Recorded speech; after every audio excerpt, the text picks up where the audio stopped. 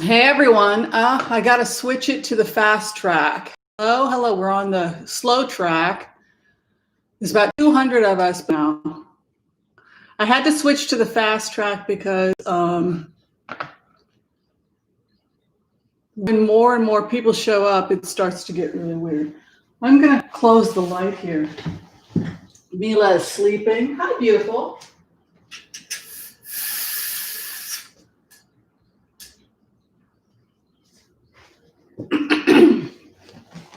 Mila likes to toy with the blinds to get my attention because she knows it annoys me.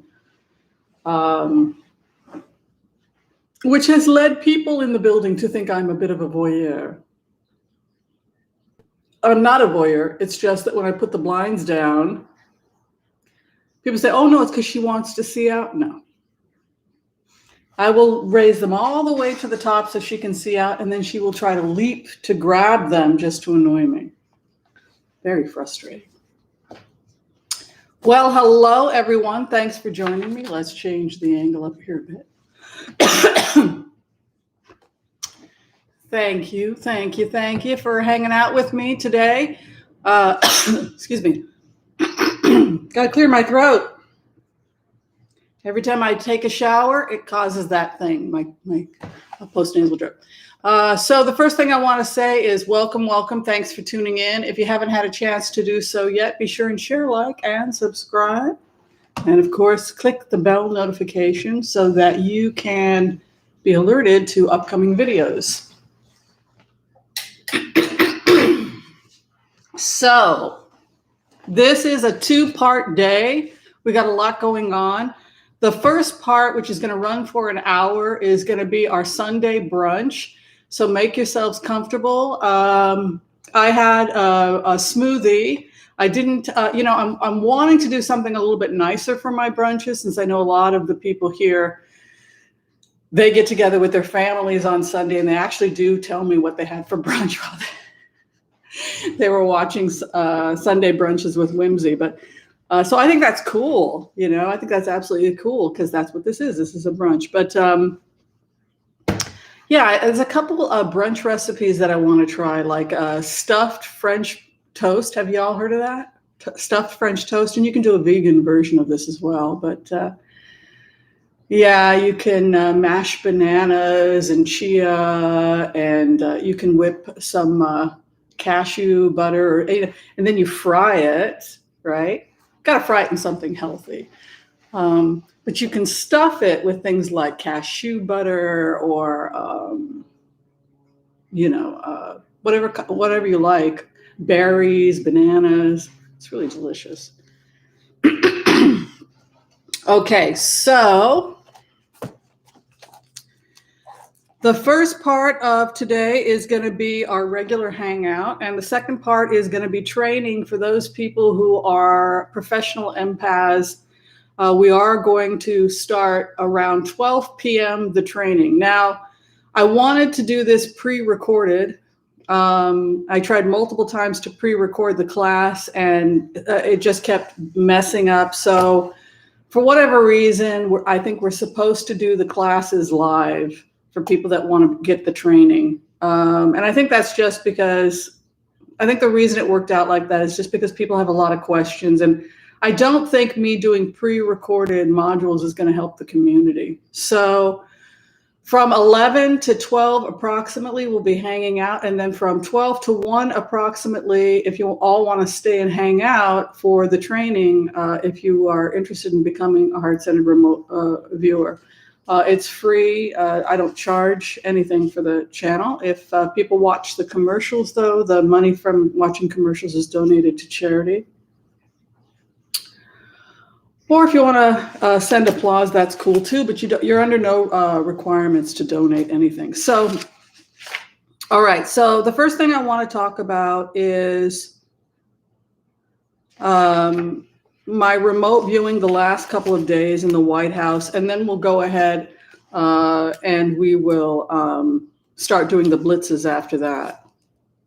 Does everybody get what's going on today? How it's a little different? So the after hours show is the training. I'm sorry. I know a lot of people love the after hours because we just hang.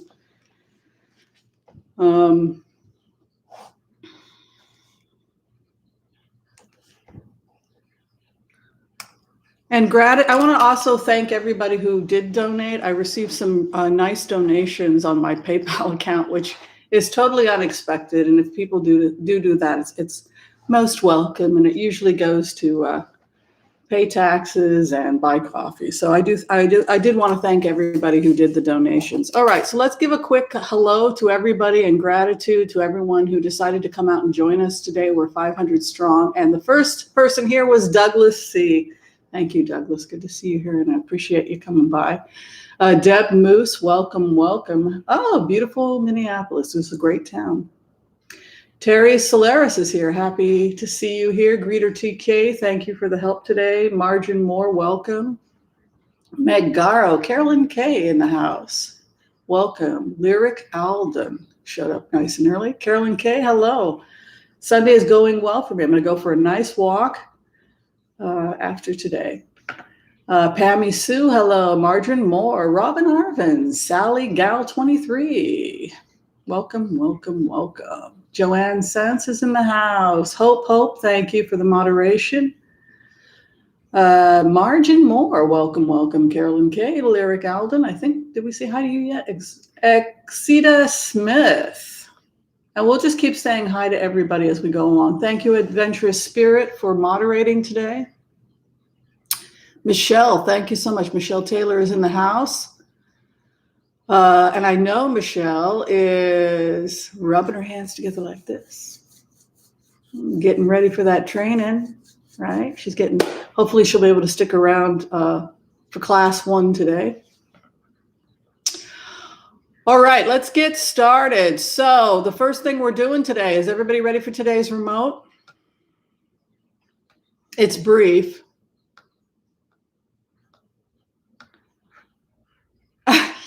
Good, Michelle. I thought of you. I thought of Michelle just because of your cards. Her cards. I've thrown cards for her a couple times, and they always come up that she's supposed to be doing this technique. So I'm happy for her. So in the remote, the last couple nights, I have been focusing a lot on the White House, and it's just a very sad energy in the White House right now. It also has me a little concerned because this is the first time I've really felt, when I go into the energy of Donald Trump, that this is somebody who I question not only his mental health, but I'm concerned he may hurt himself, which is, I've never seen that before with him.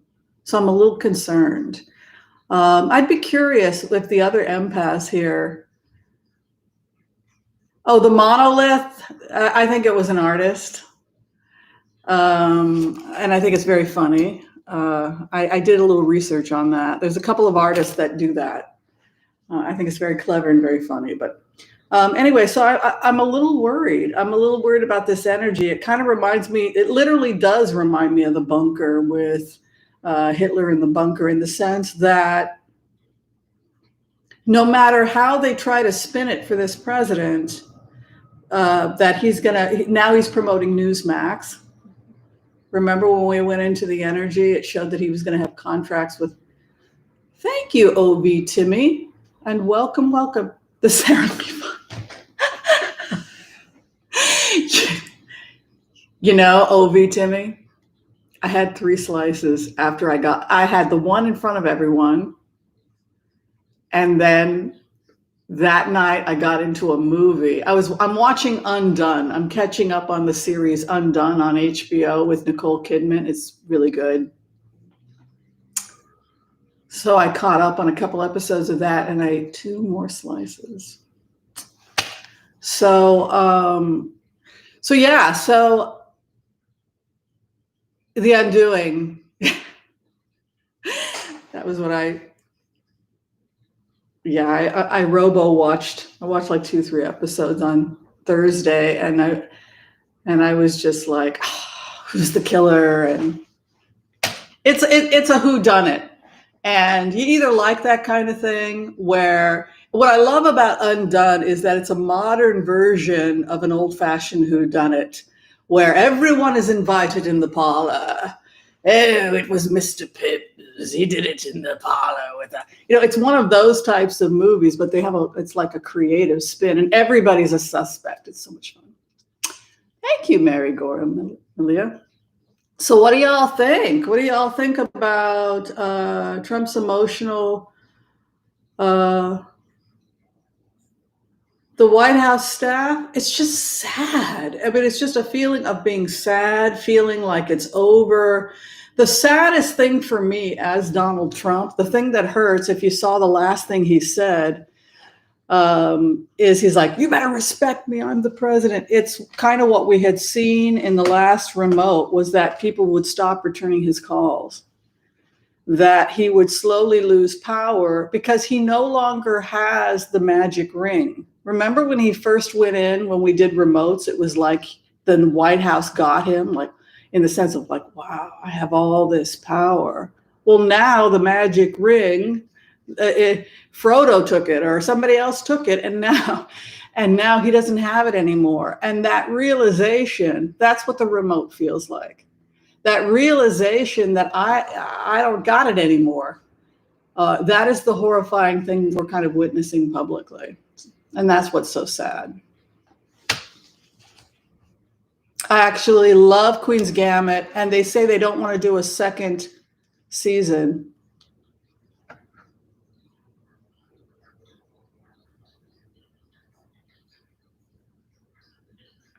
Yeah, he doesn't own SCOTUS.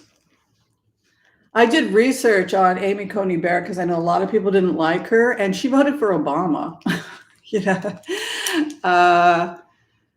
She is into charismatic Catholicism, but who doesn't love charismatic Catholicism? That's Teresa of Avila, which I adore. Teresa of Avila. That's the mystical, Kabbalistic.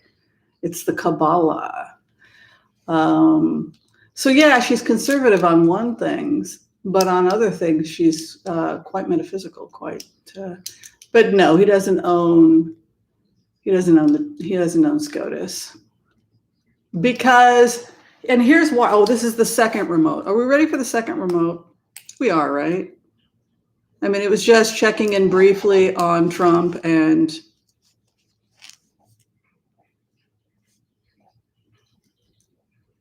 okay, so the second remote, and thank you, Christopher. How sweet of you. Like that. All right, so the second remote had to do with the founding fathers, and I've done this before, and that's kind of what we're going to be doing today. We're going to be doing blitzes on people who have passed, because we're kind of done with the whole Trump thing, and we've got to kind of expand the channel. It can't be the Trump channel. People are bored and tired of it, and there's so much more to life than politics and this person. But hold on. But if you go to the founding fathers and you go into the energy of what's happening right now, here's the message I kind of got energetically. Hi, Mila. It's not going to happen. We will never have a king. We will never have a king. It's not going to happen. It can't happen. It was built into the Declaration of Independence and the Constitution to ensure that it cannot and will not happen, because the antithesis of this nation is a monarchy. We fought a revolution so that we could and we would never be a monarchy. Thank you, Terry Renner. Namaste to you. It's a very pretty picture of you, by the way.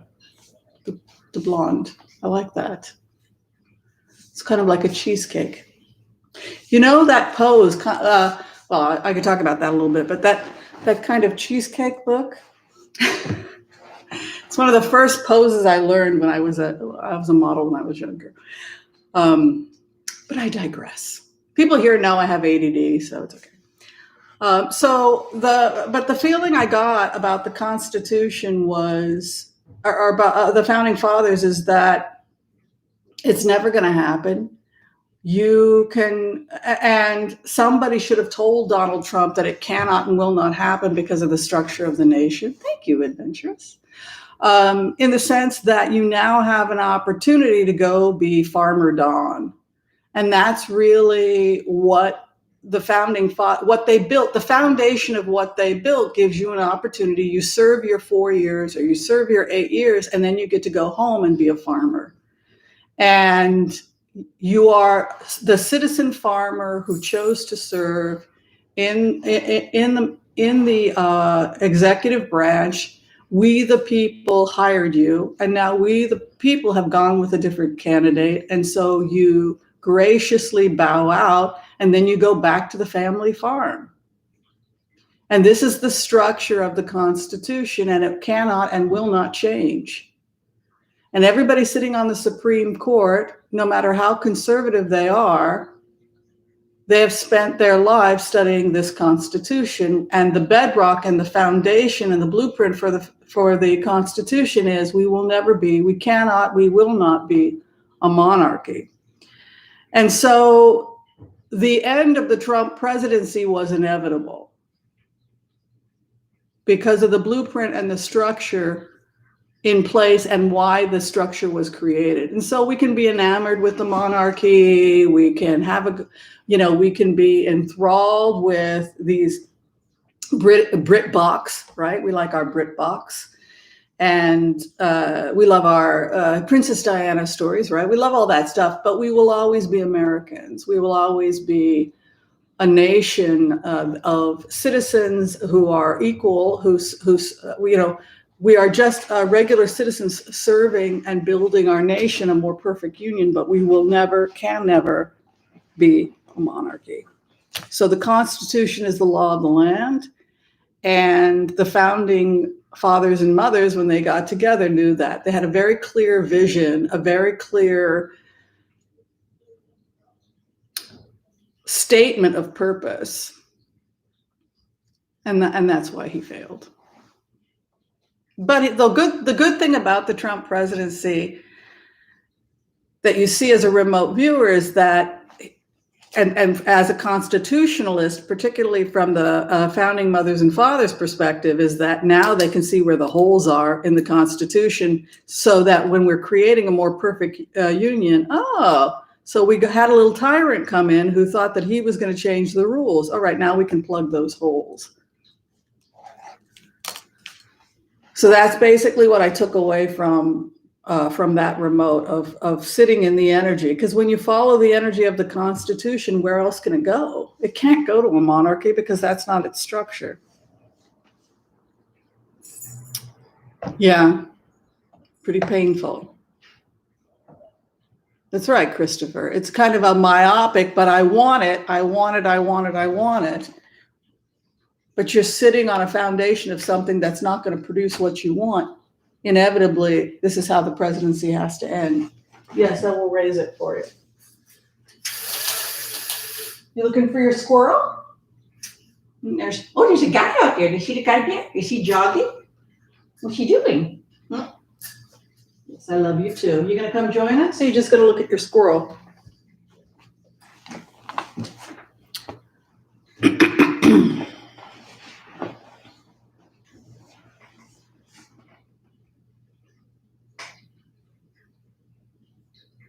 Yeah, it's a more perfect union, which means that we have to go. The foundation's never going to change. We will never be a monarchy. We don't believe in monarchies. We don't believe that you pick your parents. That's the antithesis of what it is to be an American. If somebody else wants to believe that it's all divine right of kings and that they've been chosen, but that's not the American way. We don't. That's not how we do things here. Right? We are rugged individualists, or we're supposed to be. We're supposed to live and let live. That's the more perfect union, is to create a society of diversity, but we all live with the social contract, which is the Constitution. The boat may look like it's going to sink, right? Tyrants will come and go, but it will always right itself. And we will always work towards a more perfect union because of the fundamental nature of the structure of the country. All right, let's get started on the blitzes now. Did anybody have any questions about the last remote?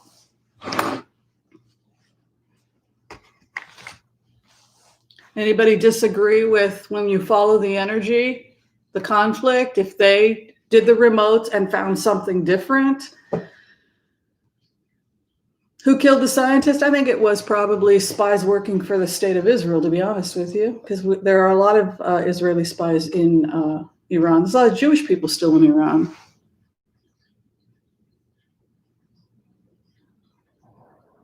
Yeah, they'll fail, Pamela. Are we ready for the blitzes? No, we're not going to go to war with Iran.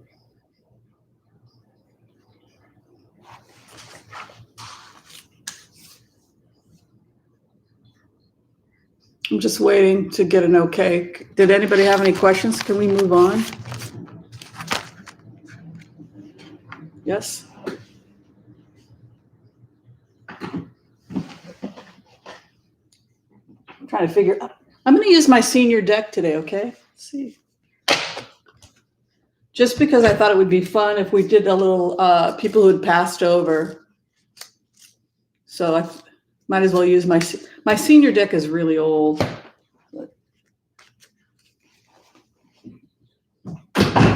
All right, we'll start with a group reading and then a blitz, and we're going to go till 12. Let's do it. Everybody ready?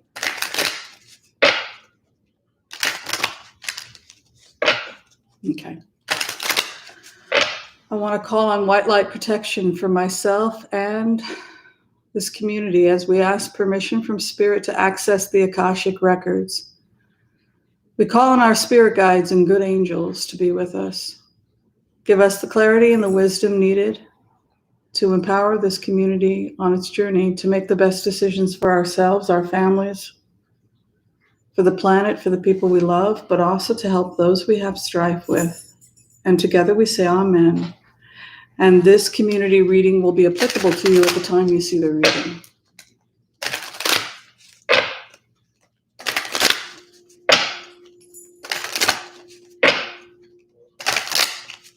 We're going to do a 12 cards.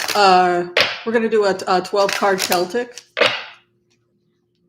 People want to follow along. I know some people chart the decks and then they look it up on their own. That's cool.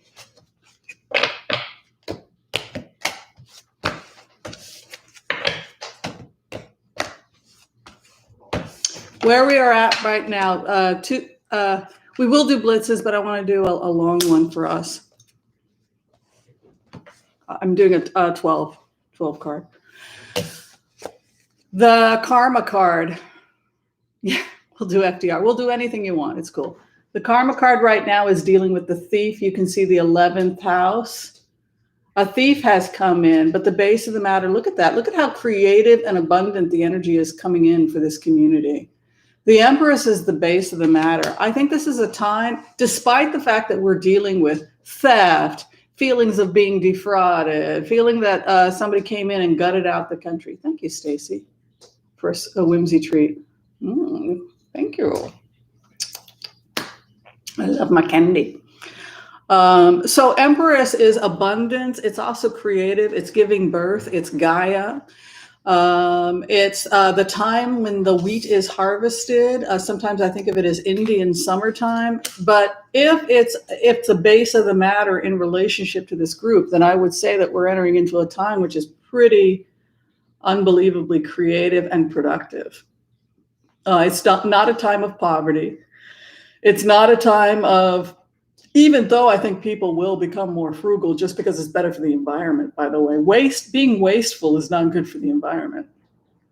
Being frugal is better for your pocketbook and it's better for Gaia. It's better for everybody. We have to finish the karma of the thief. Walking away and saying, well, she is going to go off and do whatever they like and I don't have to worry about it. Their karma will come and get them. That's actually not, I would say that that's not a modern spiritualist approach. A modern spiritualist approach would be, oh no, we live in a nation of laws. We have to get you off the streets if you're a thief because we have a moral responsibility to protect someone who may be a future victim. So being indifferent when someone commits a crime and saying, well, he'll get his, is actually not it's not an evolved stance. Because if you look at community, it's this idea that we all, if we're going to create a working community, we all have to abide by certain rules. We have to get through the issue of the damage caused by a theft that has happened. Now, it could be that we personally feel, I know that I feel in my personal life, there are certain people I have unfinished business with because I feel that kind of somebody has defrauded me or somebody has taken something that didn't belong to them. It's interesting that collectively as a nation, we're kind of going through that as well. Where we're at right now in the first house is the Three of Pentacles. That can be a lot of people in this group are probably buying real estate.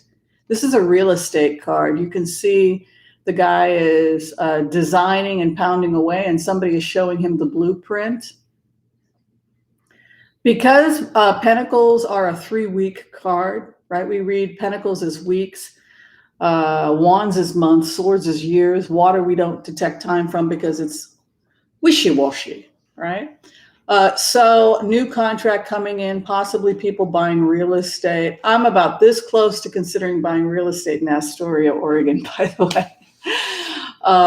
So it's a real estate card, new foundations, new commitments also with how we express our creativity. Look at that, the dreamer. The dreamer creates. And possible purchases of, look at this. Ace of Cups, new love coming to the group. It has to do with the Queen of Swords. So for many of us, we're putting the past behind us, old relationships, and then new loves, new relationships emerge. Also, some of us have new members of the family coming in, nieces, nephews, grandkids being born. There's an indication here of new births. First off, because the Empress is here as the base, but you can see an Ace of Cups coming in the 4th house. I have a new nephew. Not a Jewish name at all. My new nephew his name is Leonard. Leonard. It works. I love Astoria, Pamela. So beautiful. So it looks like a lot of us are going to be buying property. Ooh, new money coming in. We're going to start manifesting new money. Look at this Page of Pentacles. So I think that's probably the relief check coming in. And the 5th house coming out of a power card. So a lot of us are getting really organized about what we're trying to create for our lives. Really work on your health, everybody. Health becomes a big issue for all of us in 2021. We stand our grounds. We're becoming very stubborn with what we want out of life. We're on the verge of a major new beginnings, both romantically in terms of our health and in terms of just an explosion of creativity and risk-taking in 2021. And here again, it comes up by April of 2021. Everybody's just, the whole country is just exploding with creativity, the arts, new music, new art, new birth. But look at this, 4 of Cups. We're standing our ground. A lot of us have become really stubborn. We won't settle for something that goes against our ethos. Queen of Swords sits in the 3rd house. We put the past behind us. You know what this reminds me of? It reminds me of the fact that the highest demographic that Trump lost was white men. And I think what happened was that a lot of guys, they couldn't get a girl to pick up the phone. I mean, I'm being completely honest here. What I think that happened for a lot of guys was that they started admitting to these women that they liked, who they voted for, and they thought, mucho macho, yeah. And then they started noticing, she's not returning my calls. There's a stress and refusing to pick up the phone. Regarding what? Someone in a strong position who continues to defend his behavior or actions. So what I think has happened for a lot of people in the group is that we've developed a certain kind of ethos where compromise is all well and good, but I'm not going to compromise if it means compromising my values, my ethics, or my belief systems. We're holding out for the get your act together, or because I've learned to comfortably be alone. You can see here, like I said, the Four of Wands comes in, new beginnings. That's also a romance card. This is the chuppah, the bride and groom, a new beginning. They don't have a solid foundation. They've just got 4 poles, but it's the idea of that they're beginning to build something that's solid. 4 of Swords, examine your heart, self-examination. In plain words, holding out and waiting until you find someone who's willing to step up to the plate and express the values you believe in is where we're headed as a group. And our reward is intense, fearless creativity, birth of new ideas, and relationships that express those values. That's the collective reading. The most interesting thing I would say about this card chart is that people in this group that will be finding their soulmates, getting married this coming year, or finding the person that they were meant to be with, the Magician stands in the 5th house. So what I would say to you is that the people who least expect it. This is the person who is sitting at home watching this reading and says, oh my God, I'm so done with romance. I'm just want to hang out with my girlfriends. I just don't want to hang out with my guy friends. I'm so done. That's the person that's getting married. Because that's the person who presents as absolutely not, never going to happen. No, you don't meet my standards. But wait a minute. The final outcome, watch him like a hawk and still winds up married. So those of you who are watching this that say, no way in heck am I going to be in a romantic situation. Remember, you heard it here first. The universe is not done with you. You're manifested it by being stubborn. You're trying something you've never tried before. Not putting up with it. Before you used to put up with all kinds of things. You used to compromise all kinds of things. Didn't work. Now you're compromising nothing. It worked. All right.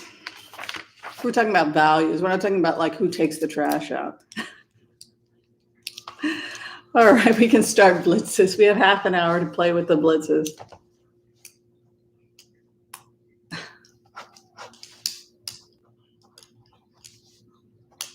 Any questions about the collective reading? That's kind of fun, wasn't it? It was like 4 of Cups. No, you don't. No, I will not put up with you lying. No, I will not put up with that. No, I will not date you. You voted for Trump. No, it's that kind of, nope, next. I'm actually okay being alone. Next. Is that the response from the person's interested in you is, oh, maybe I do need to, maybe I got to change because she's not picking up the call. He's not picking up the call. He left. That's what 2021, people tried doing whatever they wanted. They tried acting like this president. It didn't go so well.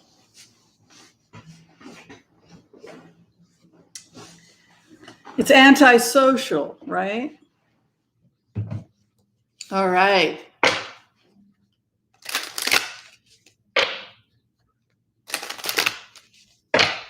Oh, wait and see, geriatric Brig. When you least expect it, expect it. I was talking to a client about this. I read this story about there was this one true story. There was a Catholic priest. I think he moved to Native American Pueblo maybe 100 years or so. He was one of the missionaries. He ended up falling in love with one of the women there when he was in his 70s. Can you believe that? He'd been a priest his whole life, left the priesthood and married her.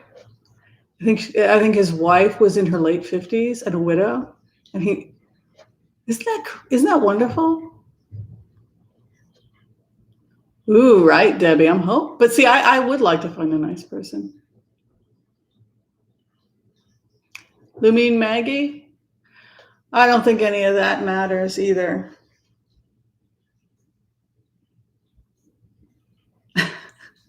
That reminds me of a friend of mine who was disabled, and he moved into disabled housing. He was an amputee. And everybody thought that, like, well, it's going to be hard to have a love life. He said, good God, he moved in there. He said everybody was dating. Everybody was just like, what the heck? It was very funny.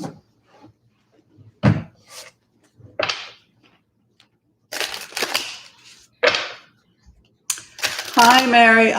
We don't do private readings during the live chaps, but my advice to you just personally is watch what he says, not what he does, and watch how he treats the waitress. That'll tell you everything you need to know. I'm the girl that sits back and watches. Does he hit on the waitress in front of me? I've had guys do that more than once. Click. Black mark. Does he look at her ass as she walks away? Come on, let's be honest. Black mark. How does he tip her? How spoiled and is he nice? Is he respectful? Yes, ma'am, thank you. Friendly to her, but not inappropriate. Does he leave at least a 20% tip? And no, I'm not going to be paying. You're going to be paying. It's like I'm old fashioned. Click, click, click. No, you have to put up. Actually, I don't. He'll be coming round the mountain when he comes.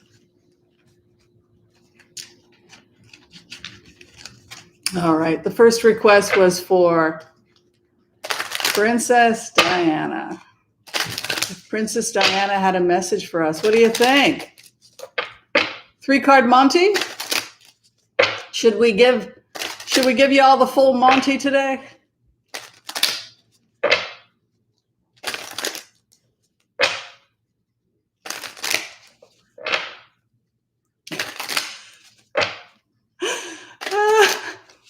Maria's funny. Full Monty. All right, Princess Diana. See if we have we're doing people who have passed over today. Famous people who have passed over. Yes, she was actually a very sweet person. My friend, the artist Zohar. He's the royal portrait artist, but I knew him before he was the royal portrait artist, and he said she was such a lovely woman, such a sweet woman. Great sense. She had a great sense of humor.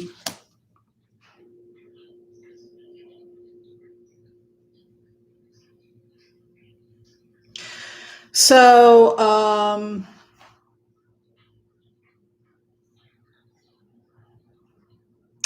what I'm getting from this is just Princess Diana's cards. These cards are talking a lot about how when things become imbalanced, they have to become righted, even when it may not be.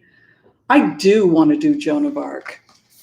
Thank you for mentioning that.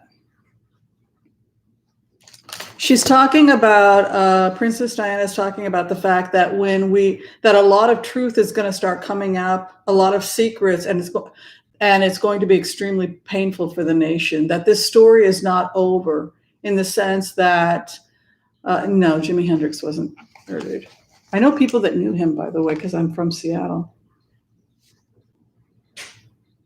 Well, I'm from the Pacific Northwest.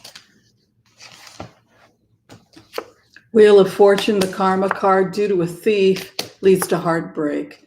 So I think more stuff is going to start to come out about what this administration did. And I think that more is going to come out that we may not know about. Oh, it's definitely over. See if I can get something about Prince Charles, the royal family, or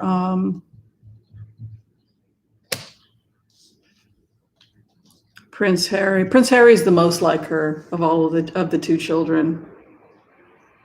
I don't see, unfortunately, Harry moving back to Britain, based on what I'm feeling here, based on the energy I'm getting here. And the reason why is because you can see Wheel of Fortune, it's over.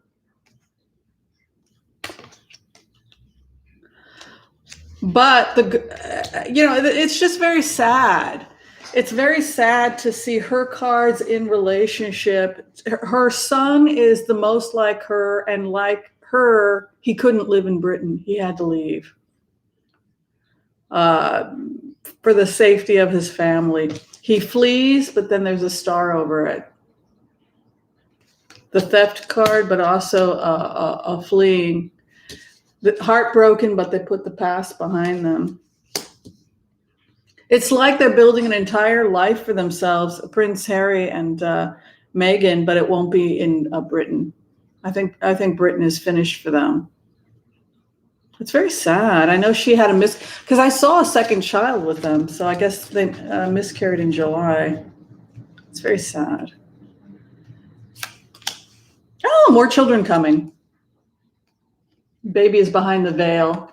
If you're reading with the Ten of Pentacles, you see the woman's veil there on the left. Look at what's hiding behind the veil.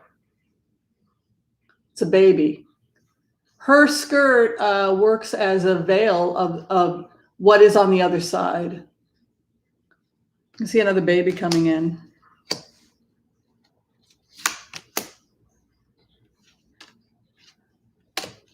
Yeah, they really are done with Britain. Boy, Britain, you guys got some stuff going on there.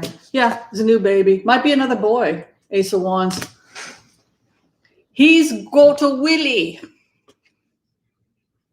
over a new baby. Looks like they might have another child. I think it might be a boy. Interesting. Yeah, and everybody was criticizing her what she needed to do. I was like, she didn't do anything. She didn't do anything wrong. It's not her problem. Leave.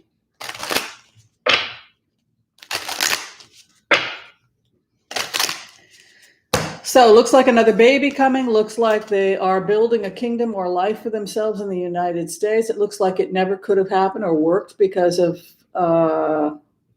it's the belief systems. He doesn't believe in that stuff. He's a liberal. He's always, he's a liberal. He doesn't believe in divine right. He doesn't believe you pick your pick. He thinks it's all bull BS. He's open about it too. He used to be in secret about it. He used to have to keep his mouth.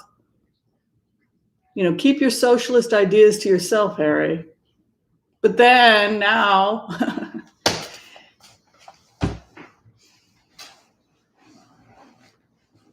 he married the daughter of a community organizer who backed the Bernie campaign. What do you think was going to happen? Of course they moved to West Hollywood, which is where they really live. Not that people are supposed to know that. All right, we'll do FDR. Ooh. Epstein's friend Gilda? Who's Gilda?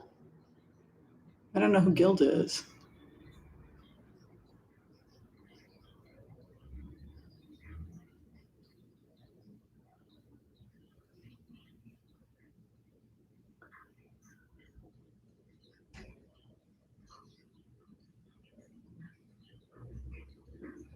Yeah, exactly, Renee. And then the falling out. I was asked to go in just as a remote viewer. Like, could you? What was going on with William and Harry? What had caused the rift? And what had caused the rift was that William had not taken a more public stand.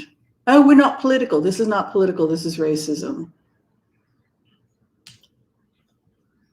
So, stand up for the values you were raised with, William. That was what I heard. And so it's just like, and now it's almost looks irreparable, unfortunately, which is sad. But unfortunately, Harry's right. Thank you, Mercedes. And I agree with Harry. Boy, if I had a kid, my son, somebody threatening my kid, you would be toast. You would be toast. I would eat you for breakfast. All right, let's see if we have a message from FDR.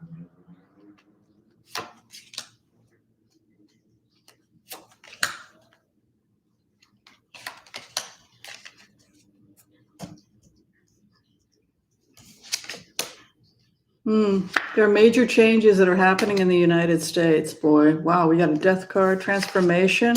Oh, here's Biden. He really will step up to the plate.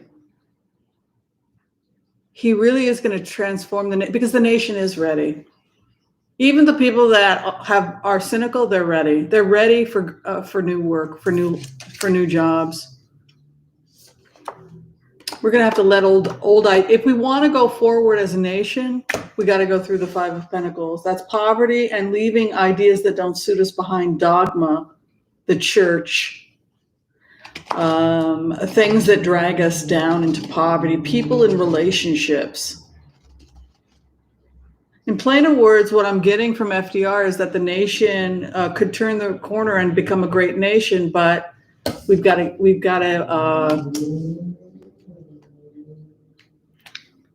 but we're in exile. We got some stuff to work out. Oh, here comes reason, logic, the sciences, right? The emperor, prefrontal cortex, objective reason. Oh, that's very smart. So Biden is the guy that's the mediator. He's the guy that helps smooth things out. He leaves science to the scientist. He leaves the law to the law. So people had asked, will Biden... what will Biden do? Will Biden do this with Trump? No, what Biden will do is he will put competent people in positions of power in the FBI, AG, etc. I wouldn't be surprised if he gave the job back to Sally Yates, just because of the continuity. He wants as much continuity and as little disruption in continuity as possible.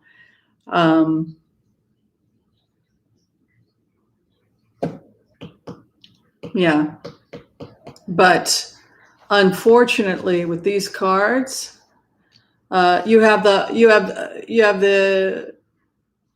feds will do whatever they have to do. The law will not be obstructed, but you can see here regarding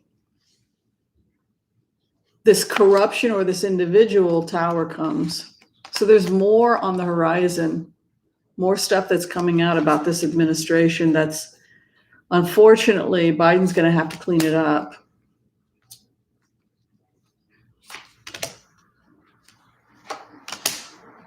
Yeah, but wow, the spring. We must be getting a ton of new contracts in the spring because Page of Wands is my spring card, and it always comes up as the time when everything just explodes. Just explodes. Movement. So much movement in the spring. How this is different from the time of FDR. In a lot of ways, it's similar. You know, if you go into the energy of FDR, a lot of ways it's similar in the sense that FDR was fighting in a war. He dealt with a war and a recession. Depression. Where this is different is that this is a synthetic depression that was manufactured by the G20 in the sense that we intentionally slowed and put the economy in a kind of timeout. That's not the same thing as we're driving an economy into the ground as a recession. And so that's why it picks up really fast once the contracts come in. Spring, it just goes really fast. Unfortunately, we do see a lot of people will pass away due to COVID. So I think there's 13 million Americans currently with COVID, and we have between a 2 and a 4% mortality rate. So that also is having an impact. I think, on the cards and on the future, and could be part of what's happening here. I'm worried about our resources over the winter being maxed out. You know, it goes back to the frugal cards, the poverty cards of the winter, that this is the winter for the nation. Many people passing away this winter due to COVID, poverty, waiting for relief. How it differs from FDR, like I said, is that we bounce back a lot faster than they did during the Great Depression.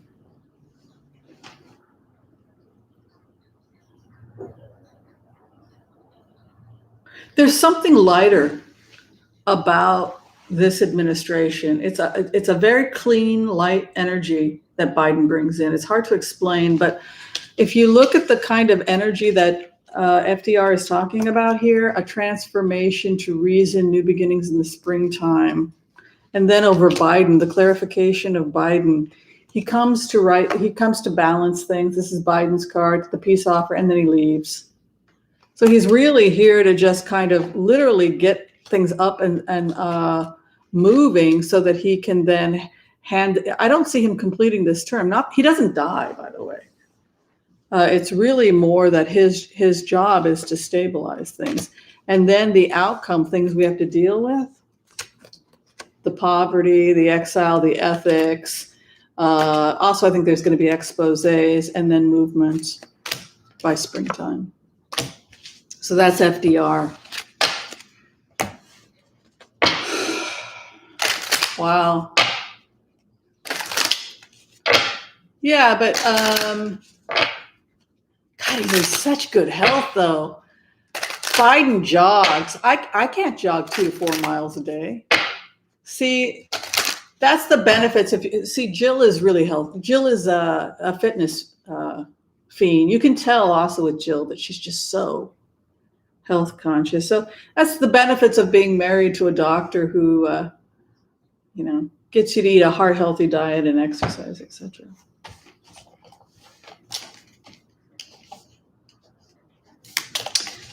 So, message from Joan of Arc. She's very grounded. What I like about her is that she's a doctor that's interested in preventative medicine. Like, she will do the weightlifting, she will do the jogging, she will make sure he eats fish instead of. And I don't think that Trump has that, which is kind of sad. Well, he works out, Fillerman. He works out, and he's a jogger.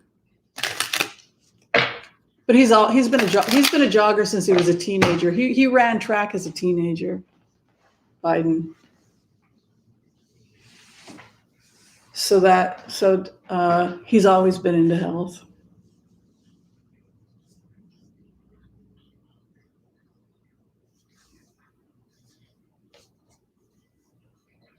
I thought she was a medical doctor, Jill. I know she's extremely health conscious.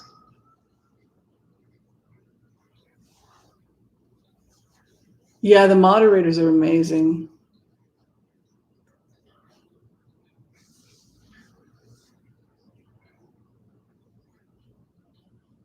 I thought she was an MD. Oh, education.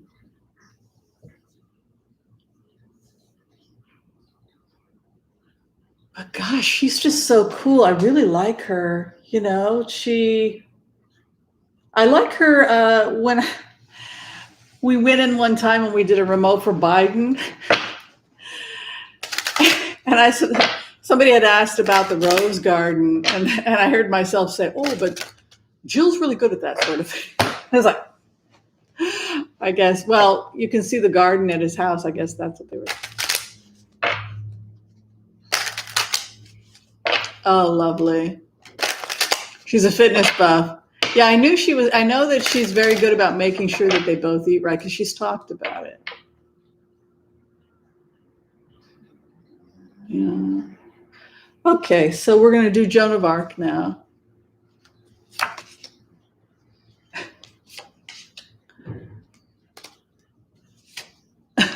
Todd's life is a morality play. Yes. Yes, absolutely.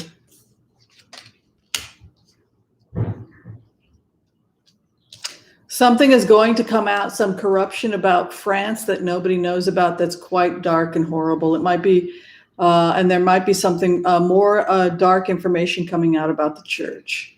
This is the message from Joan of Arc.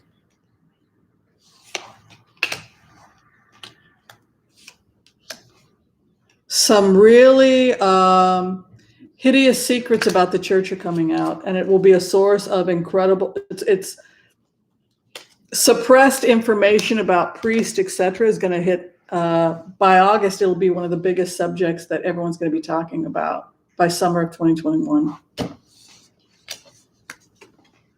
August, the dirty part of the church comes out.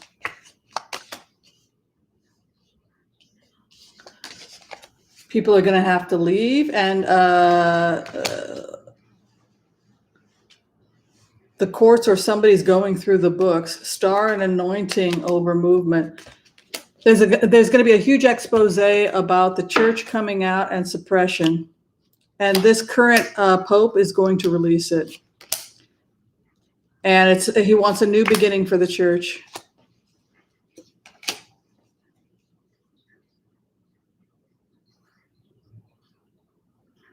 Perpetrators that were protected by this church are going to be thrown to the wolves by the current Pope. That's what I'm seeing. They're going to be thrown to the wilderness. Yeah. Oh, and they're releasing documents of this must be the Jean Paul II stuff coming out. Wow, it's really pretty awful. The outcome. There's an expose coming on the church. Oh my God, it's bad. Look at this. Strife, August. Look at this. There is some bad stuff the church did, and it's all, this Pope is doing an expose, and it's all coming out by summer of 2021. If I would say there was any message from Joan of Arc, she still fights. She fights on the sword. She wants to clean up it's the energy of cleaning the church. That was vicious. Oof. Does anybody know anything about that? Philip, do you know anything about John Paul II and what they're talking about?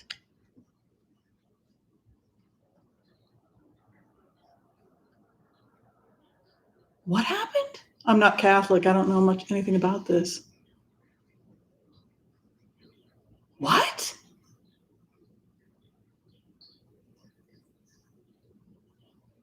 Does anybody know anything about this? Let me do one more about this. Something about there's a major expose, and it's going to cause the tower is over the church, and it's intentional. It's intentional.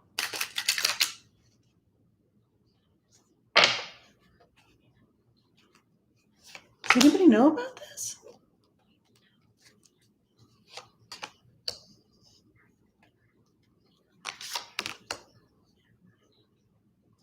This is crazy. You know what's going to happen? Do you know what is going to happen? They're going to defrock, and the church is going to wipe its hands of these people, and they're all going to prison. They will no longer find shelter in the church, and it's going to be a church policy, and it cause a massive explosion in the church. And it will hit by the coming summer. Dang. This is huge. It was necessary. It was necessary. Good riddance. You're on your own. Go find your destiny somewhere else. We can't protect you anymore. Smoother waters ahead for the church.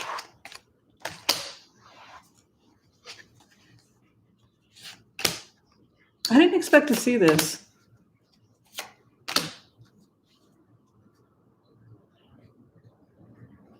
They're trying to get people who have been traumatized in childhood. Pope Francis is not only going to try and get them back, he's going to offer therapy, compassion. Look at the outcome with this Pope. Going back to the child victims, please come back. This is your church. Fuck. That gives me goose pimples, and I'm not even Catholic. I was like, whoa. Woo.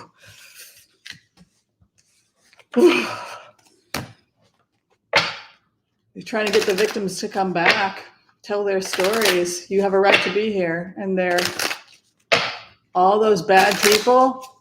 You can tell it to the judge. We're done with you. All right. It is 12:03. I want to thank everybody who decided to join us today for our Sunday brunch. I hope you'll come back again next week. Yeah, not good. If anyone needs to take a bathroom break, now would be the time to do it.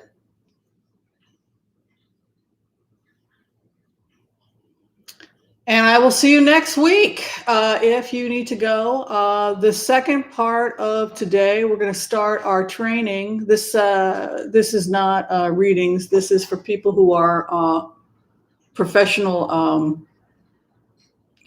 This is for empaths who want professional training. So that's what we're starting now. So if anyone needs to take a break, I might get up and use the restroom real fast before we get started. I feel a little nauseous. Maybe I should eat a banana or something.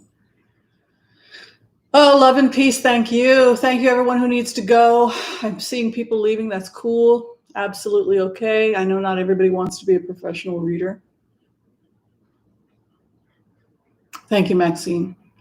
Just go ahead and let everybody use the restroom who needs to use the restroom. If you're taking off right now, I'll see you next week, same time, same bat channel. And I really do appreciate you supporting us here on the channel. I'm seeing everyone taking off. Arrivederci. Ciao, Bella. We love you. We thank you for the support. All right. Let's go ahead and take a 2-minute break. I'm going to run to the restroom, and I think you should do the same thing. And let's go ahead. We'll start back here at 12:06. I'll keep the camera running. So class starts, what are we going to say, 12:06, 12:10, right about then?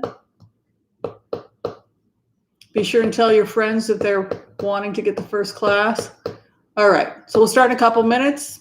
I'll be back. I'm going to use the restroom, and you should too. Go ahead and get your... everybody should get their notepads out, by the way. Okay, I'll be back in a couple minutes. Use your restroom if you have to.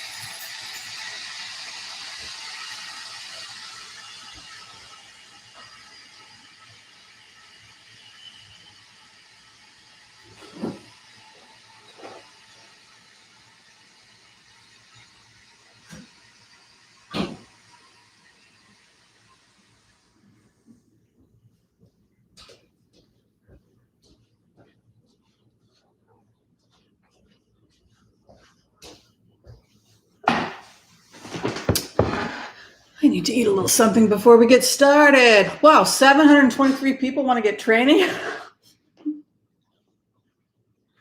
Does everybody get their notebooks?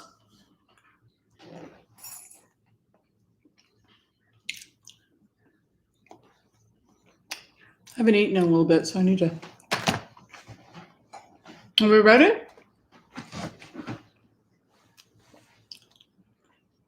You know what, Philrin? I think you might be right. I had a wave of nausea. I thought maybe if I ate a banana.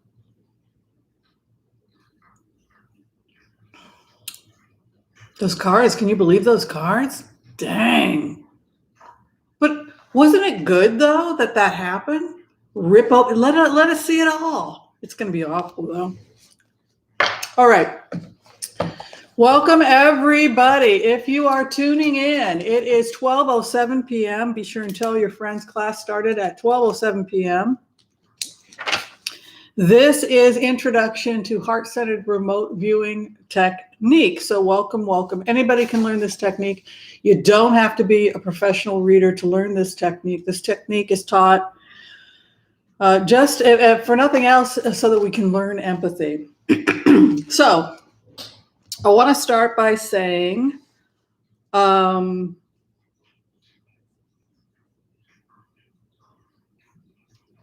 you're in your normal state, when you and I are regular people, we're just regular human beings, we can be unbelievably intolerant of bad behavior, whether it's the president's behavior. We'll say, people will say, there's no excuse for what he's doing. I get that in regular life, we're going to have conversations like that, right? But I can tell you, as somebody who's going into training as a heart-centered remote viewer, you're going to quickly forget all of that when you learn this technique. You're going to change. And the reason you're going to change is because you're going to start to realize how much of how people behave has very little to do with who they are, who their authentic self is.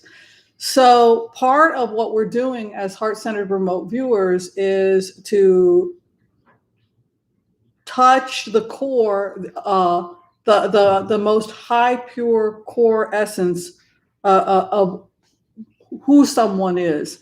And that means you've got to get past the neurosis. You've got to get past the pathology. If, say, for example, you've been hired to do a target like Donald Trump,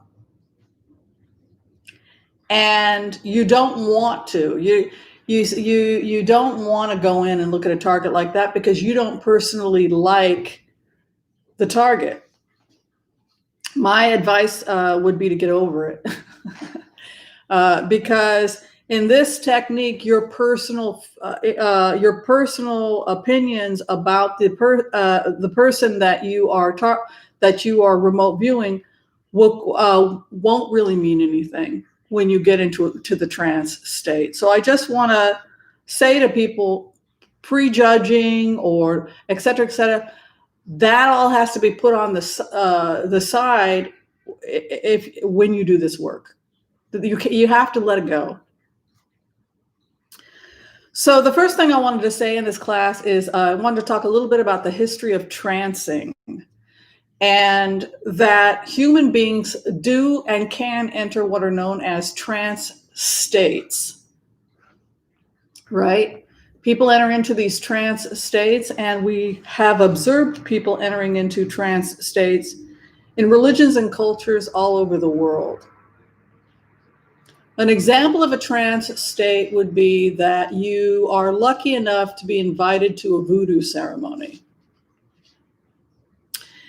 And somebody enters into a trance state and they're seized by a particular deity. That would be an example of entering into a trance state where you actually get seized by an energy. Another example of being in a trance state would be like evangelical churches, where a person will start speaking in tongues. Those are also examples of trance states. Now, you might ask yourself, what do born-again evangelical Christians and voodoo have in common? They're completely different. But from an anthropological perspective, they're actually not different at all, in the sense that there are certain things we look for when we see somebody in the trance state. For example, if you're in the trance state, your eyes might go to the top of the head. That's one. We will see a change in the eyes. Sheila, for example, has talked about this. She'll focus on a reading and then she'll start to go in the trance. That's normal for a reader. Because of the type of focusing, you'll naturally find yourself going into the trance. So one of the signs of going into a trance we'll see is the eyes will go up. So you'll also feel that, like sleep, right before you fall asleep, you'll let out that air of, when you fall asleep, we say sleep is 1/60th death. Similar thing happens in the trance state. You may feel yourself give over to the trance state. The eyes go up. Sometimes the back will become rigid. And then the person will go into the trance state. So a rigid back sometimes,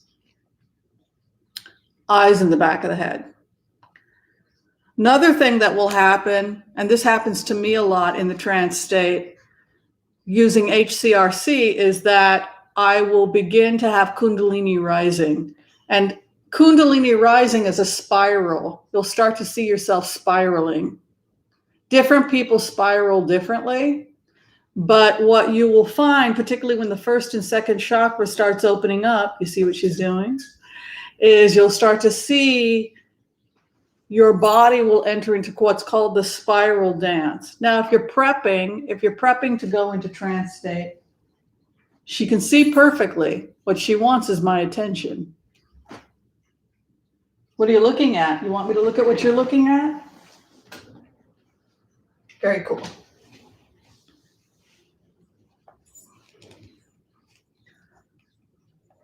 Okay, so where were we at?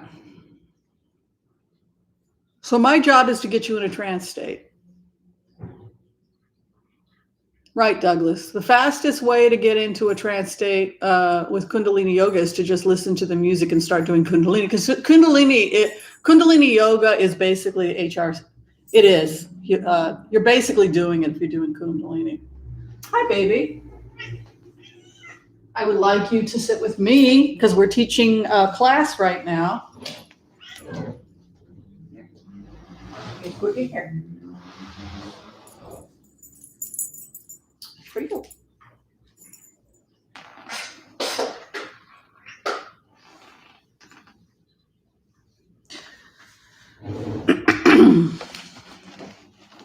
All right, so we have to get you in a trance state. So now I want to talk about the 5 steps, and I just wanted to get that out of the way. That what we're aiming for is to help you get into the trance state. Okay, so now I'm going to talk about the 5 steps. There's 5 steps. Okay, so here we go.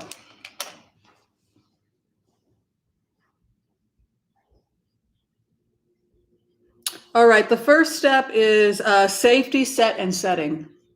That's the first step. So the first thing you're going to want to do if you are doing HCRC is set and setting. You want to create a safe, clean environment, and it has to be conducive to the work. So make sure you lock the door, make sure you're not going to be disturbed, et cetera, et cetera. Now, in terms of safety and setting, here are the things that historically people have used. They've used the drum. So, for example, if you're talking about spirit walkers, soul retrieval, et cetera, they'll use a drum. And what that repetitive sound of the drum is doing is it's getting you trancing. Bum, bum, bum, bum, bum, bum. Any kind of repetitive music like the drum will be used. This is often when you're doing a soul retrieval, which is what we do, and what you will soon do if you haven't done it already. The drum's going to help. Thank you, Tamara. That's okay. Another could be flute. Some people will use the flute. But the idea is that it should be some type of music that gets you in a relaxed state, and a repetitive beat can be helpful. I'm going to give you a list of some of the music I listen to, and you can go ahead and write this down. I get Pandora, and I pay $4.99 a month not to listen to the commercials. On my list of music I listen to when I go into an HCRC is Snottingham Car.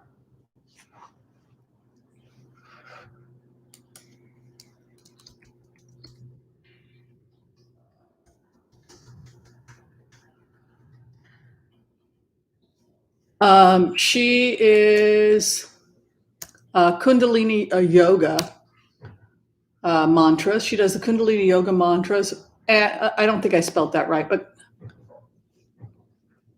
maybe Douglas can spell that for me, because Douglas knows what I'm talking about.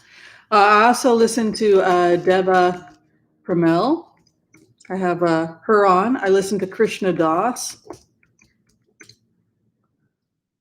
I listen to Lorena McKennett.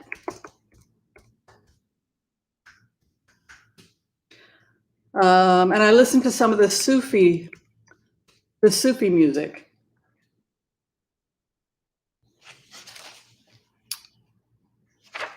All right. So now you've got your music, you're safe, and you're setting. Other things that can help you are candles. Sometimes a candle can be a focus point. Lighting candles, creating a beautiful environment with candles. So you've got your mantras going, you've got your music going. And third, a scent that's going to trigger you, that brings you into this space you're trying to get into. For me, I like Nag Champa, I like sandalwood. Essential oils can be helpful. Frankincense is used if you're trying to do work connecting with ancestors, frankincense. So you can begin to study different scents. Sandalwood if you're trying to stay grounded. Or you can take a perfume that is associated, or a smell, with that individual. Say, for example, you really miss your husband, and your husband is traveling on the road, and you've decided you want to do a little tantric lovemaking, and you've told your husband, all right, my beloved, I'll visit you at 10 p.m. Eastern Standard Time, so get ready. And you do the 5-step heart-centered remote, and you pick the target, and then you take out some of his cologne, and you leave the cologne open so that you feel the energy of that person, because you have his scent. And then now that you have the scent, you can seek the target. That's a common technique. So pick a scent that you feel is going to help you get into a very nice meditative state. You've got your drumming, you've got your scent, you've got your candle, you're listening to some nice music. Okay, step 2. We're now ready for step 2. And step 2, Nag Champa, I like Nag Champa. It's very strong though, so I can't burn too much of it. Is the relaxed state that allows you to get into trance. Now, what I like to do is I like to do a little bit of Kundalini yoga. Douglas likes to do this, and that is just to get your chakras and your body moving. This is 1 and 2. So if you're putting on some Snottingham Car, you can start dancing, gets a little exercise moving, but I find that I start moving my hip. I start really stiff. You want to get the first and second chakras. The first chakra, the core chakra, which grounds you to the earth. You want to make sure that that's protected, but you're going to start doing a spiral. I want you to just work on core energetics. Core energetics, I'm going to go ahead and stand here for you. I'll show you where this is. I really want you to feel like you do when you do Tai Chi, that this area of your body, this has to be grounded. First and second chakra has to be grounded completely in the earth before you're not going somewhere. In heart center remote viewing, we're not going to Alpha Centauri. We're not going we're going into our own minds. But I rotate counterclockwise. So I always like to do like belly dancing. You know, I get my body moving. I do a little yoga, maybe downward dog, upward dog. But the idea is that you're trying to get that spiral dance. And with me, I really will just, it's almost like cha-cha-cha. Cha-cha-cha. It's almost like belly dancing. Just really want to get your first and second chakra moving. So you've got some nice music, candles, you're dancing to some Snot Nom Car, you're doing some yoga, and now you're ready to enter into step 2, which is the relaxed state that's going to get you into the trance. Now, if you're a Yoruba or an Igbo living in Nigeria, you know precisely what's going on. You're having a party, they're playing some nice drumming, people are entering into the trance state. This is also step 1 when you will take your medicine. The medicine that we are taking now is high concentration chamomile. You can do the German chamomile if you like, or any good quality organic chamomile. You can take it now while I'm talking if you like, if you'd like to see what that state is. And that is a nervine. And specifically, it helps with shocks to the nervous system. Like if you had been in a situation where there was a random shooter and you could hear the shots and you were running and your whole nervous system was disturbed, the medicine for that is chamomile. So it can be mixed with lavender. But let's say, for example, we've chosen the medicine chamomile to help with nervous conditions. Maybe we suffer from nervous condition and it's affecting our trance, it's preventing us from trancing, or we're connecting with that energy. But chamomile, high concentration. So you'll do, per cup, you'll do 2 heaping teaspoons. And you'll go ahead and let that sit for about 5 to 10 minutes. And I would, you could make a big pot of it and just make it good and strong, sitting with the tea, and drink a couple cups. So that, 20, 30 minutes later, you're ready to trance. So the relaxed trance state,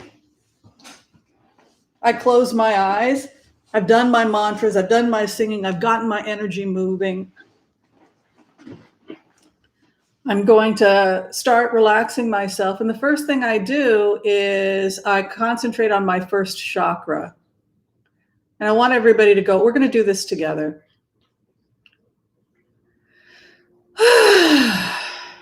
Everybody get yourself in a nice, comfortable, there's no rules. This is not meditation in the classic sense, so I don't care how you sit. But know that if you fall asleep, so sitting up keeps you from falling asleep, that's cool. But you're going to close your eyes.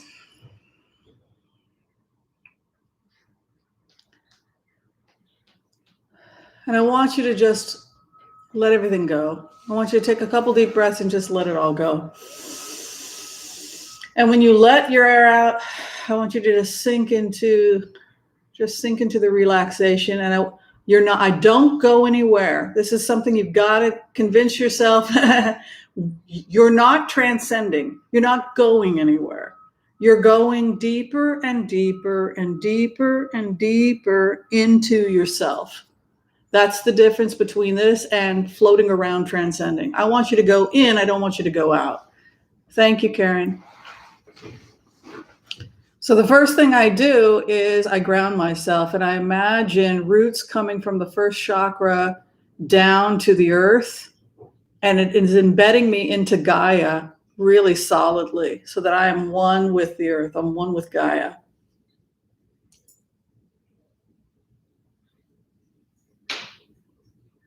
And I start feeling myself relaxing. I almost go into a trance as those roots go in, and I just sink into the earth, into Gaia. I like to take a couple deep breaths before I do this too.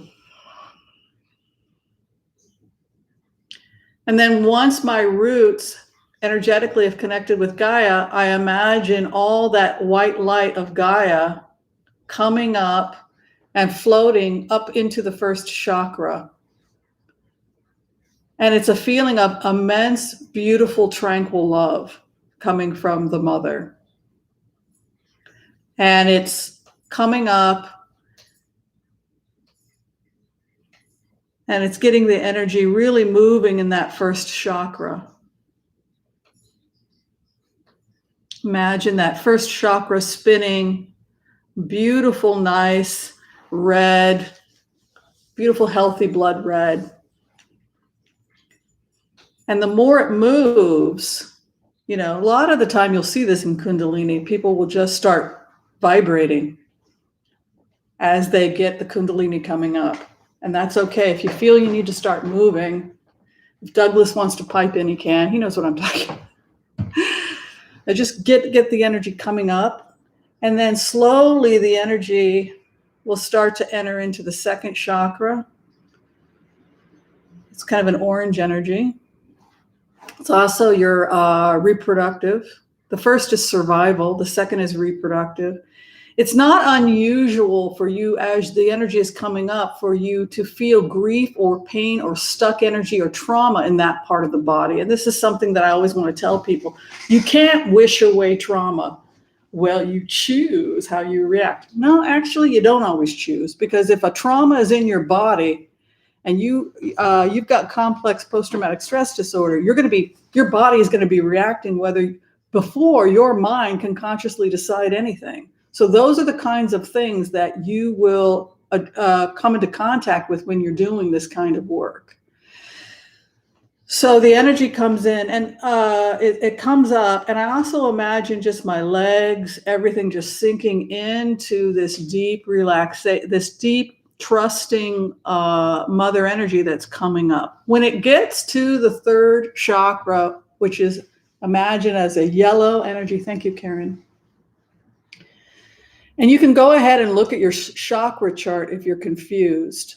And I will make some book recommendations after we're done today. But the third chakra, which has to do with the mind, it's the little brain. That is the main focus you're going to be focusing on during your meditation. So as the energy comes up, and it's going to get to this area here in Chinese medicine, which is 2 thumbs above the navel. That area is your core star.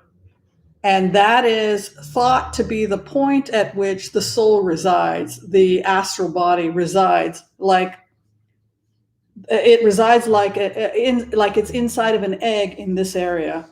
So when people do Tai Chi, when people are trying to work with their energy, they will feel that they're trying Tai Chi, Shiatsu.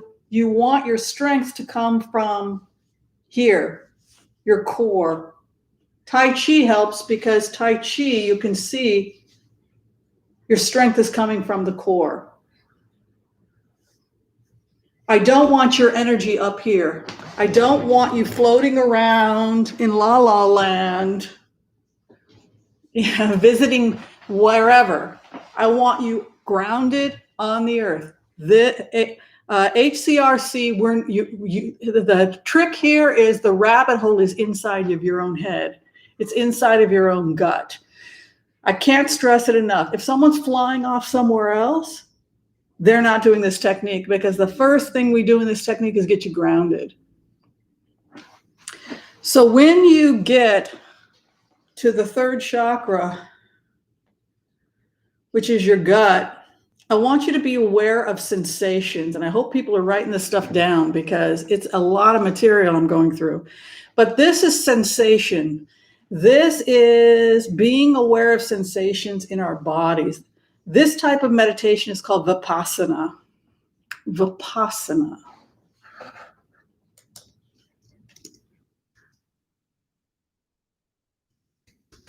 I spelled that right? Now you can do a Vipassana retreat. They go for 10 days, and I would highly recommend it. It's silence for 10 days, and it's literally sitting, focusing on your breath and focusing on your gut and going deeper and deeper and deeper into listening to my gut. This is the most important relationship you're ever going to make as a heart-centered remote viewer, is your relationship to your third chakra and your relationship with your fourth chakra. And what you're going to learn is that your physical body is having sensations in response to other people, your values, the news, whatever it is, your body is going to start responding, and it's going to cause an emotional reaction.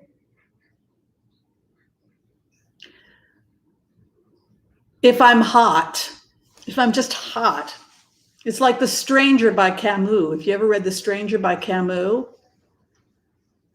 he's hot and so he becomes angry and irritated and impatient. He ends up killing somebody because he's angry, annoyed, and impatient. He winds up on death row. But basically, it's an example of Vipassana.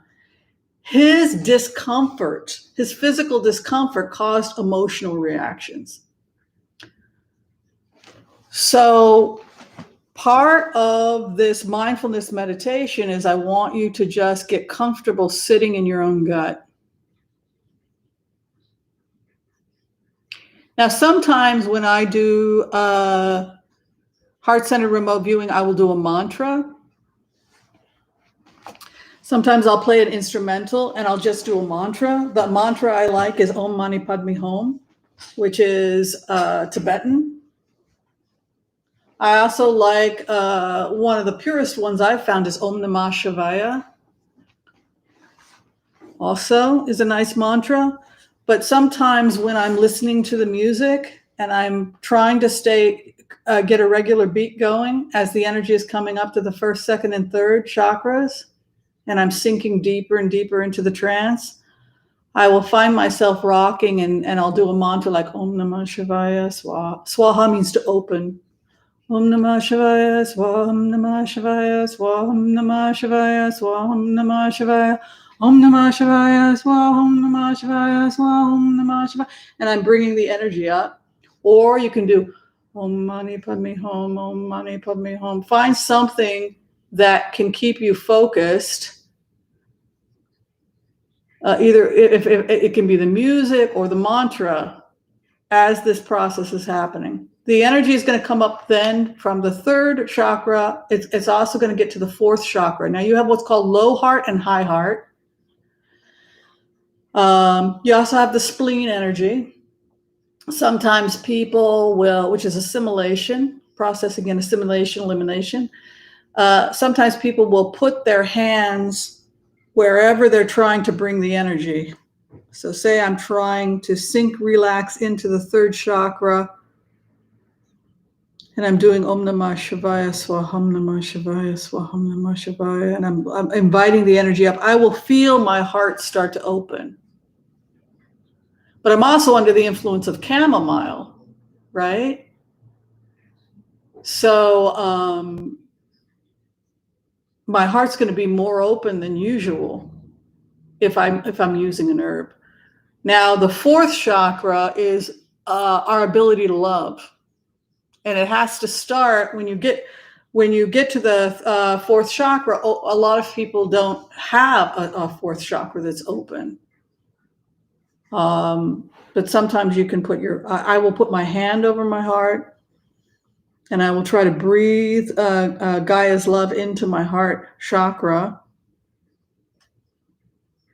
And I'll do a mantra. And I will just, you can feel the energy, the Kundalini energy. You can feel the energy when it comes in and envelopes you. When it gets to the fourth heart and fourth chakra, and I feel like all the energy has come up, then I focus on sky energy, the yang. That's the yin. And now we want to focus on the yang coming down, the energy of the sky coming down. And so that's going to come down and mingle as the energy hits the fifth chakra, which is the throat. Its color is usually a nice blue. The heart I think of as green and pink, which are the colors of Kuan Yin. And the third eye, which is a nice lilac, lavender, depending what your tradition is. And then the seventh, which is like a pure white light. So what you're doing is you're doing the magician in the cards, right? You're bringing these two energies together, and then they will abide in the third and fourth chakra, because that's most of what you're focusing on is the third and fourth chakras and communicating. Okay. If you've done it properly, you should start feeling now that you're sinking into a trance state. Both. Cindy, I do green and pink. This is 50 steps. I can do it in 2 minutes, but I get it. If you're hearing this for the first time, you're like, holy hell. But by the end of this class, you're going to have done it so many times. It's not as bad as it sounds. All right.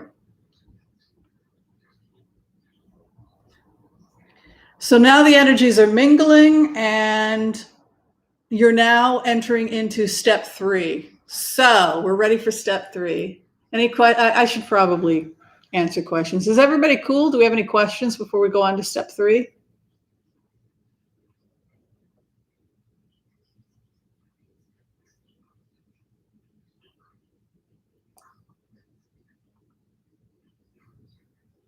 Yeah, orange is second.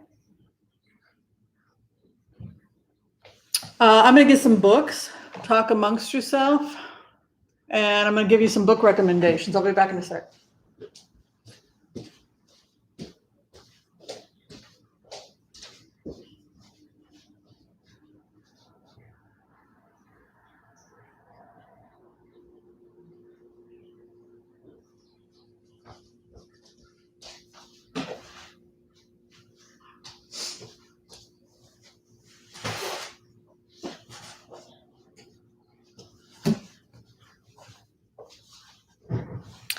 If you'd like to find out more about core energetics, and if you're feeling like this class is a little bit further along than you had thought, I want you to check out Hands of Light by Barbara Brennan, where she goes into detail about this technique and similar techniques.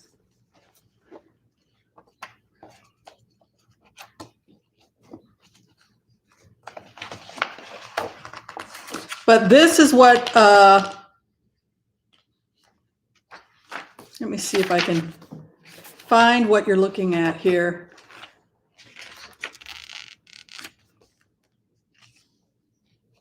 Here's a core energetic session.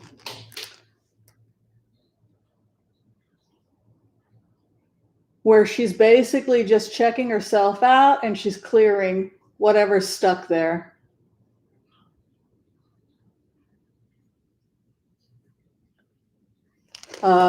I'll show you what the chakras look like.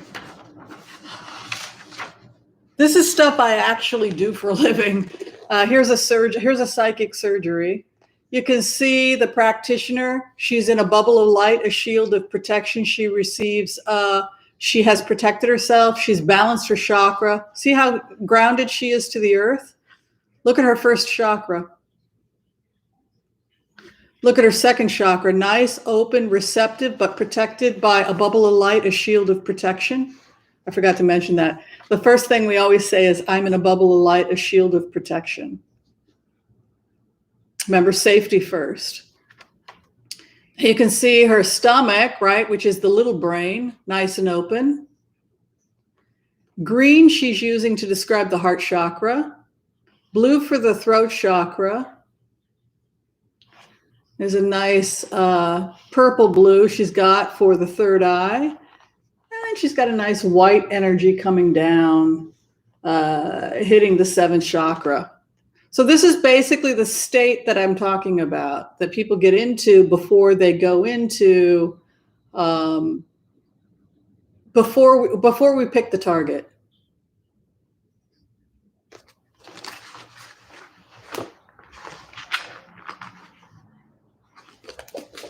Here is a practitioner, and you can see her guides are on both sides assisting in the surgery. It's a psychic surgery. Thank you, CJ.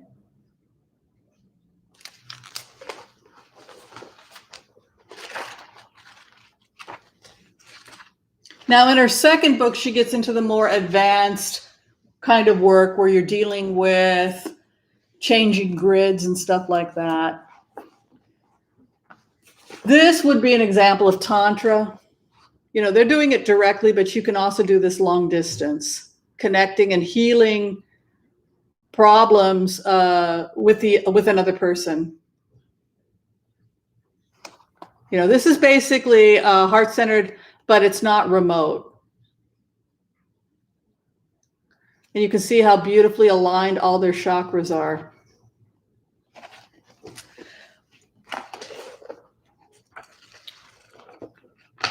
Okay, so we're now on step 3. So Light Emerging is the second book. It's advanced. So just start with Hands of Light first. Hands of Light will also tell you what the different chakras do, like what they're related to. Step 3 is to abide in love. So now that you're in your open state, I want you to just abide in it. And that's the normal meditative technique where you're just receiving love and support and opening your chakras and feeding your heart, connecting with your gut. If you're journaling, you may start to receive, this is the time for you to take what you need from spirit, to really have a dialogue with Gaia and with God, and to really connect with your heart and your gut, and to ask for healing and love. Issues you may have with certain individuals, misunderstandings. And you can just go to sleep and say, okay, thank you, Spirit. And then close your meditation, you go to sleep. And nothing bad's going to happen. People are like, what if you fall asleep? You fell asleep. You were in a bubble of light, a shield of protection. Nothing bad. You were abiding in divine love, and then you fell asleep.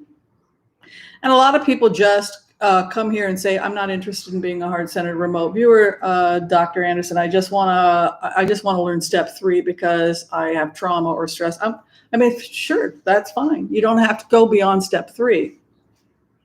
Most people don't.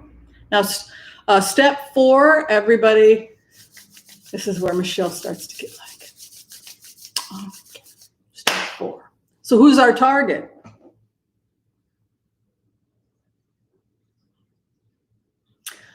Well, I always keep water because you're in a semi-trance state. If I don't have anybody there helping me, if I don't have my friend Ursula or Mark Rhodes, sometimes can be he helps. If I don't have anybody there guiding me when I'm doing a soul retrieval or something like that, and I'm just there by myself, I have to be in a semi-conscious state where I'll go into a remote, I'll make contact with the target, I'll document, and then I'll come back up and write it down. I might get something to drink, and then I can go back down in because I've already done steps 1 through 3. And I'm going to stay in that state until I cut cord.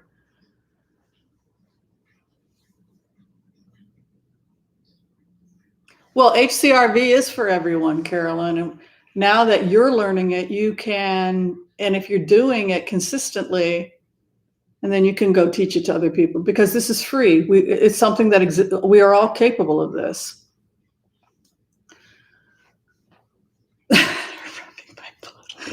Who's our target? Let's pick a target. Who do you want to try and connect with? I was going to make strong chamomile tea. Maybe I'll do that next time so you can all, and then we'll all do the chamomile together. And so we'll all be entering into the trance at this. I'm scared.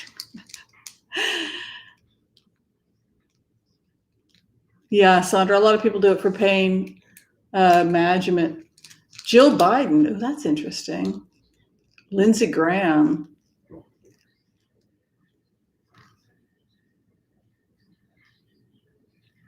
Okay, so let's take our target. So let's do this now together. And I'm going to show you how it goes. We've got our candles, our music, our mantra, our essential oils, and Whimsy's feeling good, and I'm ready to go. And I did a little dancing. I did downward dog, upward dog.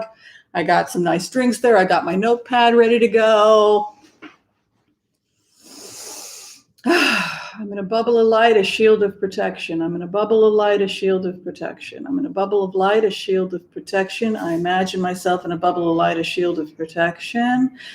I'm grounding myself. I'm bringing white light up. From Gaia, I'm connecting with her. It's coming up the first, second, third, fourth. Relaxing into it. The heart. And bringing down Father Sky, throat, head.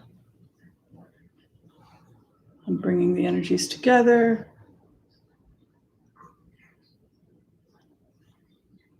Now the energies are together, the third and fourth. I'm doing my mantra. I'm using my mantra I'm the target in the third stage. I'm going deeper and deeper into the target, falling deeper into my heart, falling deeper into the third chakra. Now I'm abiding in love. I'm talking to Spirit about my personal stuff. I'm letting the Spirit love me.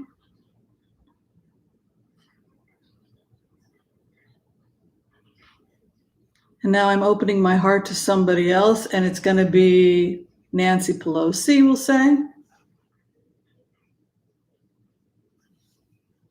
And I'm in my own heart, I'm in my own gut, and I'm putting myself in her shoes. I'm just connecting with her.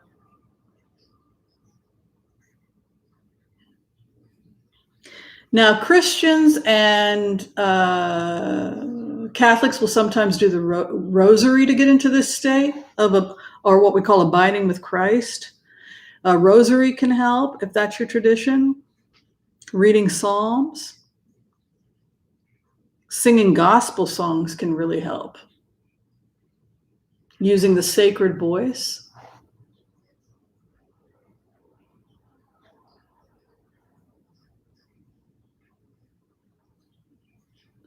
I feel as Nancy Pelosi that I'm very excited. I'm running around getting things ready for the new administration. It's very exciting. People ask me if I'm upset about the fact that I'm only going to be doing another 2 terms. But to be honest with you, I feel like I'm very excited about everything that's going on right now in DC and everything that has to get ready. But I'm okay with retiring in 2 years. But I feel like a whole new group of people are coming in.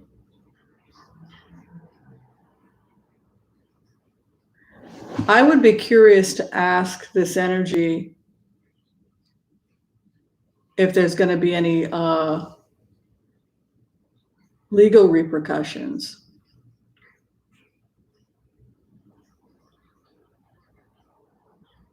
to this administration. And I feel that's really up to the Biden administration as Nancy Pelosi. My job is to simply get things ready.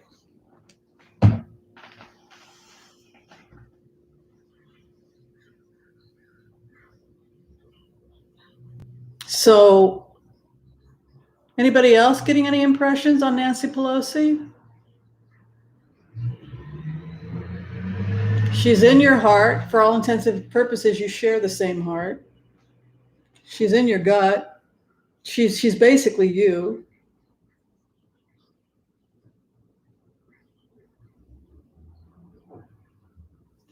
That was what I got. All right, so we're now all in the. I can talk to you. I'm in the step 4, but I can still interact in step 4, right? Anybody else feeling anything from their targets? She's exhausted. You're right, Michelle. She's exhausted, but she's excited, I think. Thank you, Kathy. I think you're right about that. Thank you, Ellis. I 100% agree with you. Document. So you're documenting at Sunday, 12:52 p.m., November 29th, 2020. Let's go ahead and document.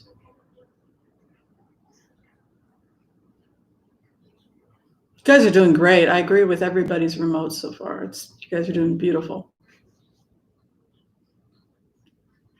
CJ Cap, yeah. So breathe and open it up. If there's a pulsation, you've got maybe some stuck energy. Did you drink alcohol last night or over Thanksgiving? That can sometimes cause that.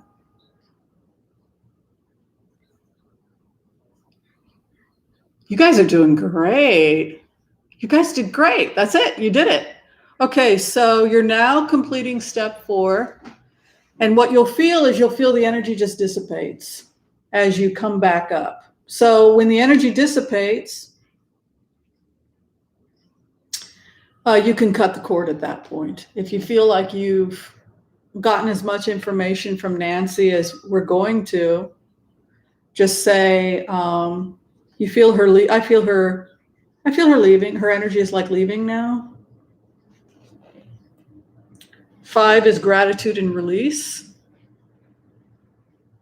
Thank you for being willing to come into our hearts today and share your thoughts. Release you with love. We cut cord with the target. And we release you and we thank you. And then you move on to the next target. If somebody's hired you, just write it down and just boom, boom, boom, boom, boom. Go through every. And you have basically done your first remote. Give ourselves a round of applause.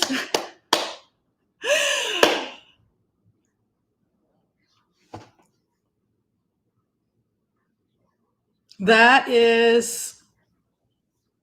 whole process should take 20 to 25, maybe 30 minutes maximum.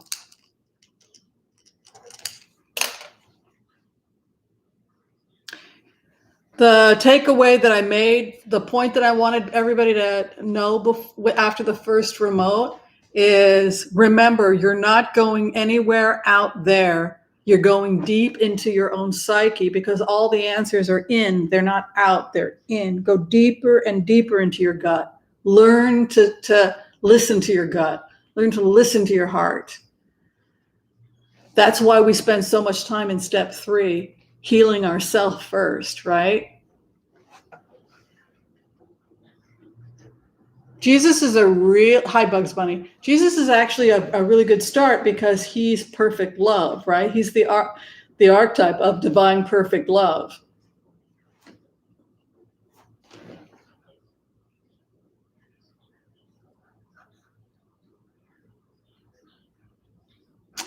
When I come up from step 4, like just what I did in front of you, I felt the energy. I felt her dissipate. I felt the energy dissipate. Like I didn't really have anything more I felt needed to be shared. At that point, I cut cords and release. Then I get up and I get up, and these are I document. Everything is documented and dated. And if you can, the time too. Like in the case of when I had the prophetic dream about Princess Diana, I said it to my partner, what I had seen, but I didn't physically write it down.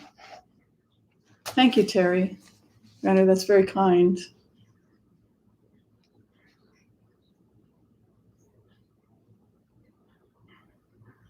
Hi, Patricia. Yeah, good point. Anybody else have any good experiences with the remote technique that they want to share?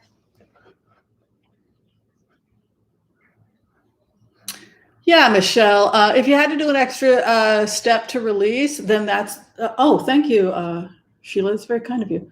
If you have to do that, happened. Remember that one time about a year and a half ago where I was exhausted and it was a Sunday brunch at my old place, and I just was like this, and I was like, oh my God, I had downloads all night.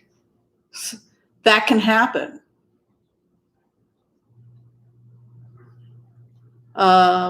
If somebody's really upset,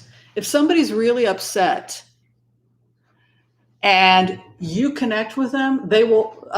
Or if I know that I'm connected with that person, the easiest are the people we're in love with, our children, right? Those are the easiest to connect with. Jesus, if you're a person of faith or a religious figure. Yeah, the clan was terrible. I think the person that asked me to do that didn't realize what this technique is. But now you guys know why I was sick for 2 weeks. Even look, you protect yourself, but you're still a human being, and you go into a disturbing energy like being the victim of something like that, like a lynching. It's going to stay with you no matter how professional you are. Wow, Bugs Bunny, that was very, very kind of you, and I appreciate that. Thanks, Fillerin.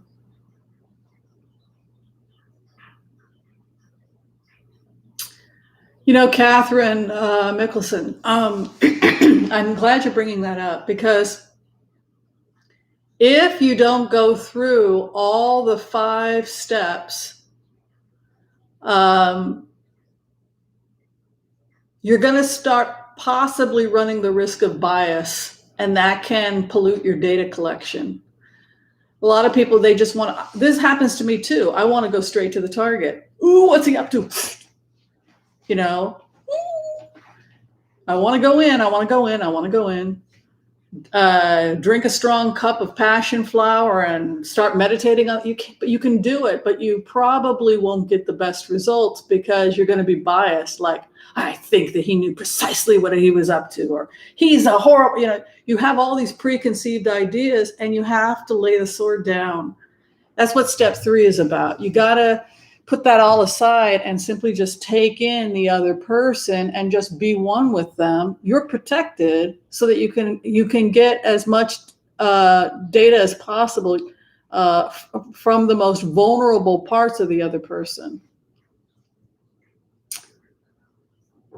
Yeah, but I totally get that it's going to take a long time. I mean, I've been doing this for years. I mean,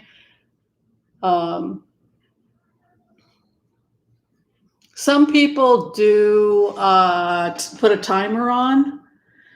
I've seen other remote viewers. Thank you, Cynthia. That's extremely kind of you. I've seen other heart-centered remote viewers. They will put a timer on because they want the session to be done in 25 minutes.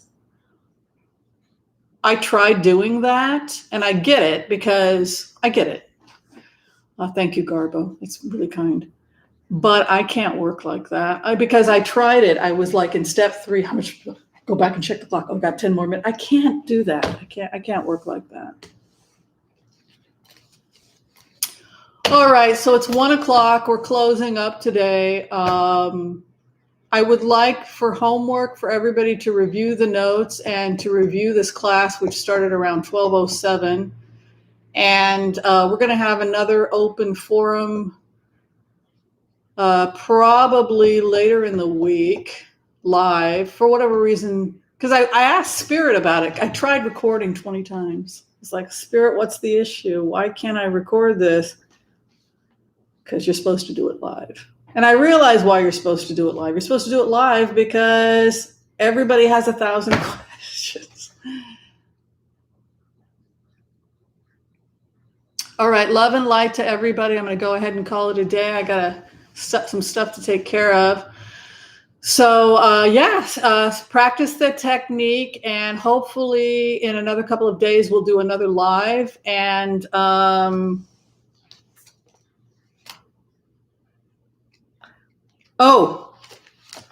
do have a homework assignment. The target is Ivanka Trump. All right, so we'll have another get together. We'll do another live. Today is Sunday. I think we'll do a live on Tuesday night. Does that work for people? Tuesday, 7 p.m. to share our remotes. The target is Ivanka Trump.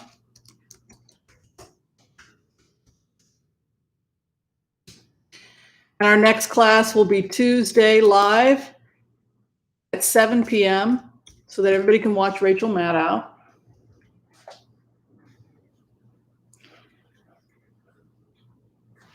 That'll be December 1st. Bring your notes. And we're going to share what the target said. All right. I will see you all Tuesday.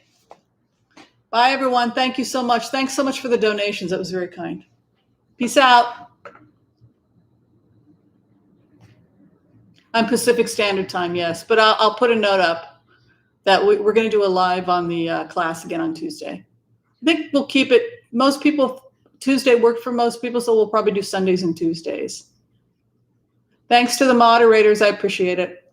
Bye, everyone.